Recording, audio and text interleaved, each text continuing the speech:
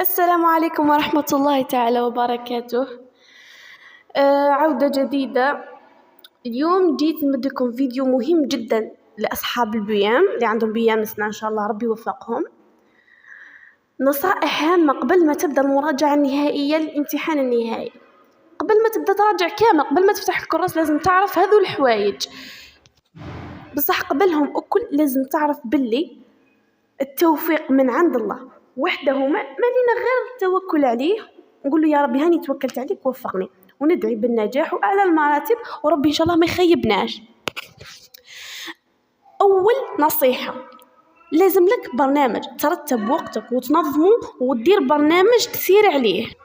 أقطع عهد على نفسك باللي ما تتجنبش حتى حاجة منه، باللي تطبقه بالحرف الواحد وديروا مكتظ شغل به ما وان كانت ما راجعتش مقبل، ولا ديروا مكتظ به تقدر تراجع يا أخي.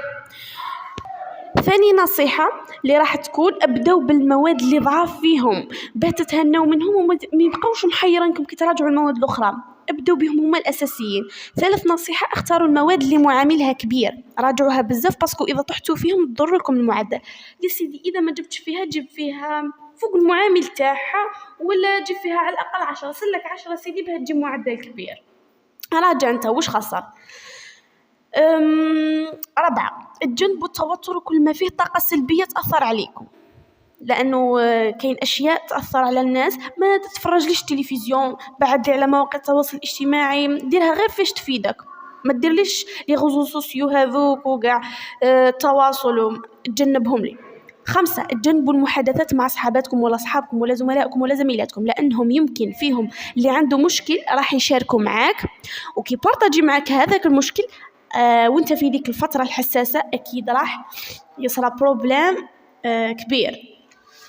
6، تجنب الأشخاص ذوي الطاقة السلبية، يعني تكون مريح ولا هكذا يجيك واحد يقول لك أنا مانيش مراجع، أنا مانيش كذا، ما بديتش نراجع وراني مضغوط، انتيا التا بروحك، هو يلتا بروحه، هو يعرف كيفاش يفري أموره وانت تعرف كيفاش تفري امورك، باسكو راكم في زوج واعيين، ما يجيش يشكيلك وبعدك نتوما ما تجيبوش في زوج البيام، على الاقل واحد فيكم ينجح. هذه ما اسمهاش انانيه، هذه اسمها انه انايا كنت تروح للهاويه ما تدينيش معك، باسكو اللي قرا نظم، اللي حاب يقرا ينظم وقته، ما يلحقش لاخر نهار ويقول انا ما قريتش.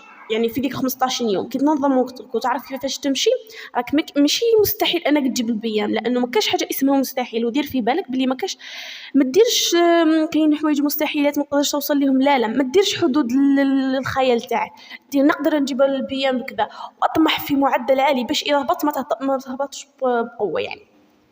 7، ما تشربوش العصائر من برا ولا مشروبات ولا مأكولات من برا، باسكو كارثة. تقدر ديركم أي حاجة توتركم، كل حاجة صحية، حاجة تكون هادية، حاجة تكون خفيفة على المعدة، باش كي ترجع تقرأ ما تأثرش وما تديرونجاش. 18، وأحسن وقت تحفظوا فيه هو بعد صلاة الفجر. صلي الفجر، توكل على ربي، قولوا يا ربي هاني رايح نبدأ نحفظ، ساعدني وكون معايا، وربي إن شاء الله ما راح يخيبك. 9، تجنب الفوضى، يعني يجي في شومبرا وحدك وراجع، ما تجيبش خاوتك ولا ناس تخدم ولا حاجة وتريح قدامه وتبدأ تراجع، لا هذا خطأ كبير، باسكو اللي راح تقرأ فما راح يروحوا في مهب الرياح. 10، خصص أوقات للراحة. شوف الراحة أهم حاجة، كيما المراجعة هامة كيما الراحة هامة، باسكو لا كي تراجع بزاف وما تديش قسط من الراحة اللي راجعتهم الكل يروحوا، لا على خاطر المخ لازم له فترة راحة، لازم له راجع مدة، ارقد ولا دير ساعات تتنفس فيها، هي من الأحسن ترقد باش أوتوماتيكيا المخ تاعك يريكيبير يروحوا ويعاود ينشط من دار جديد، وهكذا راكم تعرف. 11، كثروا من شرب الماء، باسكو الماء مثبت علميا أنه ينشط العقل. دير سيدي طاس قدامك وابدا اشرب. 12، ما تبدا تحفظ، قبل ما تبدا تحفظ حط قدامك كلش، ما تظلش رايح جاي، حط قدامك واش راك باغي، باش باغي تكتب، واش باغي تحفظ، واش باغي تراجع، على حسيبتك كرطابلك، حط كلش باش ما تتوترش وتنسى واش كنت راح دير وتتخربط ويصراو لك مشاكل هكذا، هذه تجنبوها. 13، خصصوا وقت لقراءة ما تيسر من القرآن، باسكو القرآن واش يقول، نعلموا القرآن والقرآن يعلم كل شيء. يعني في ذيك اللحظة ما تقدرش تحفظ باسكو راك تحفظ، باسكو راك تحفظ ليك للبيان. إذا ما تنسوهش القرآن حاجة مهمة. راجع أسيدي، مش راجع، اقرأ قسط منه أسيدي، على الأقل صفحة ولا نص صفحة ولا آيات، ولا اسمعوا. ما قدرش تقرأ، اسمعوا، حطوا في وذنك كيتمان واسمع. 14 ارقدوا بكري باش تنوضوا بكري. هذه حاجة هامة، باش تسهر لي 10 تاع الليل وما فوقها، ولا 12 ولا الوحدة، ولا ترقد لي ساعتين. كاين ناس يقولوا لي نرقد ساعتين، وش هذا؟ وصحتك أيا تقرا ديك 17 يوم، في آخر النهار طيح فاتيكي تدخل الكوما، هاك رحت. ماشي كوما، تدخل هكذا تتعب، يعني يخصوا الفيتامينات في جسمك، باسكو سهرة راهي كارثة، أنا نشوف فيها بزاف. 15 حلوا شهادات تاع الأعوام الفائتة، لي بيام لي فاتوا حلوهم باش تشوفوا واش طاح فيهم، كيفاش تقدر تجي الأسئلة بالفهامة بالحفيظة كذا.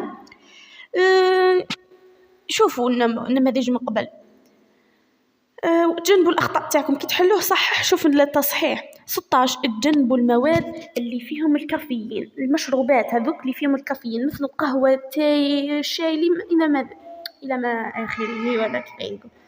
إذا 17 حطوا قدامكم حاجة حلوة، كي يهبط لك السكر، ما تنوضش من بلاصتك، كلها واسكت وكمل تقرأ، ما تحركش من بلاصتك.